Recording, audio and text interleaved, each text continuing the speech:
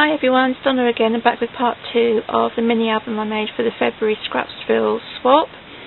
We've just finished looking at this page, and I was just explaining that although I'd used paper bags, I've actually not stuck them together the way I've seen most mini albums made with paper bags. I've actually put a cardstock hinge here to join the two bags together, and then I've stuck the bottom of the bags here to make this flap so that I could get a few more pages out of it.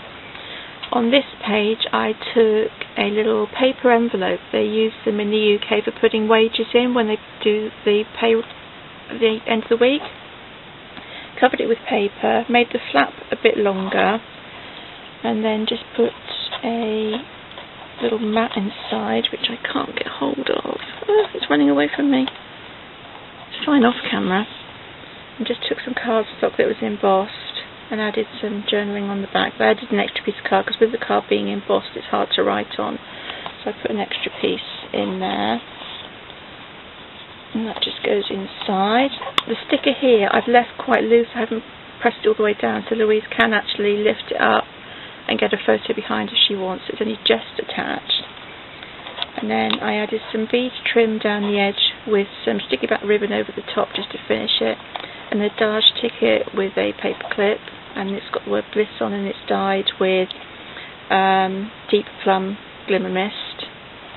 And then on the little page I made a little pocket with the coordinating paper, and then took some stickers that I had which are really glittery and sparkly, although I'm not sure the glitter will show up on the camera, and they came as tag stickers. Stuck them to some card and put some journaling on the back. So if she wants to put a photo on the front she can and cover up the sticker. If not, she can just use it as a journaling spot for perhaps this page. That just pops in there.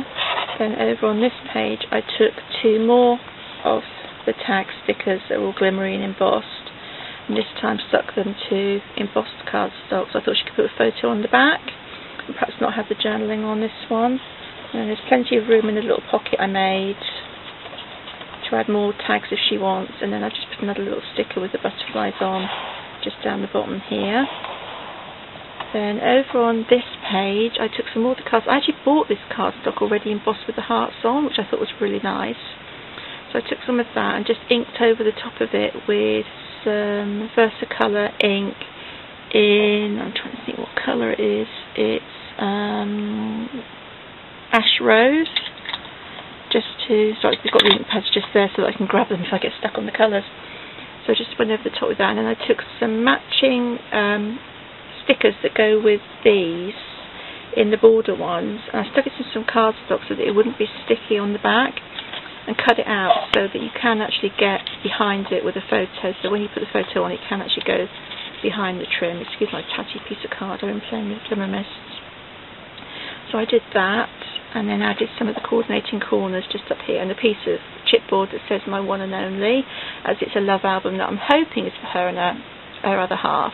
So I've done that. And then again the bags, and we turn over the page. It's so thick it doesn't want to turn. And then I cut out another one of the little Nellie Snellen shapes with the same cardstock with the embossed on, and took some more of the flowers from Sifcon International, dyed them with rose tea glimmer mist and burnt red glimmer mist, and shaped them with my bone folder, and then just added them on here with some sticky back pearls, sorry, what's pearl? Donna, you're going mad. Sticky back pearls and some bling in the centre, and then I just added this which you untie, and then this comes out. I'm actually going to attach it, I forgot to attach it, I've just realised. And then this opens, and then there's places for photos and journaling, and then once it's attached it should be like that, and then there's places for journaling and photos on the back, so I'll have to stick that in when I've finished doing the video. Silly Donna.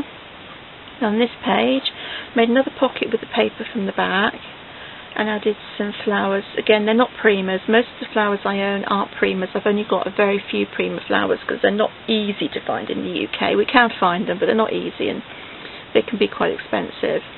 So I just took some paper flowers from a company called Do Crafts and shaped them and dyed them with glimmer mist, and I used pink taffy, rose tea, burnt reds, cherry limeade. I always call it limesicle. My daughter tells me off because it's dreamsicle, isn't it? And I also use cinnamon and suede just to get different colours on them, although I think with my screen they're coming up quite yellow, because for some reason if I've got pinks, reds and purples in front of the camera they come up quite brown and yellow, so I don't know why it does that, but it does.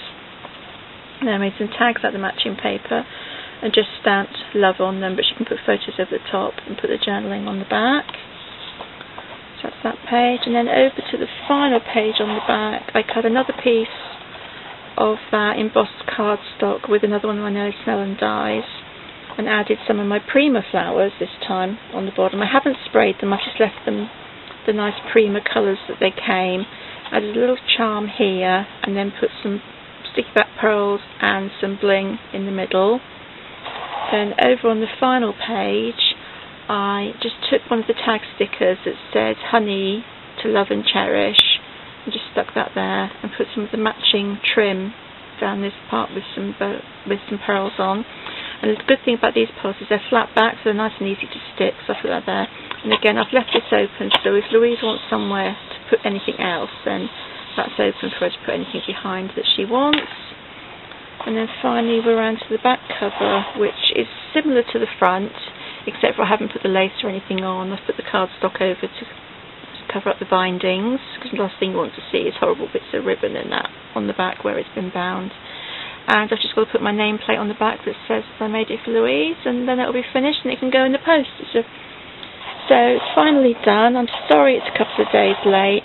As I say, I forgot that I had the trade show this month, or in February, and I forgot that I had school holidays and everything, so it's a little bit later than I expected, but it's finally done. It'll go in the post, which will be today now, because it's early Tuesday morning now in the UK, so it'll go in the post as soon as the post office is open this morning, and should be with you in Ireland in a few days.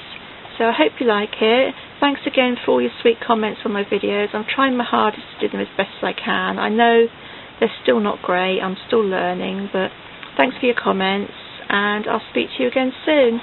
Bye!